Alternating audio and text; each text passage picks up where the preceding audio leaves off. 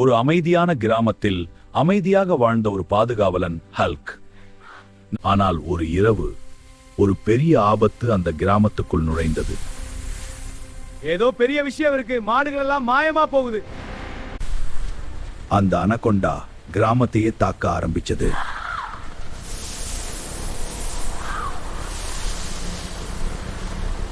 பயப்படாதீங்க,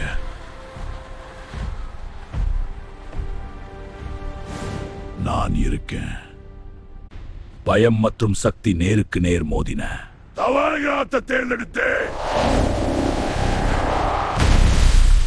ஒரே ஒரு இறுதி அடியில் ஹல்க் அனைவரையும் காப்பாற்றினார்.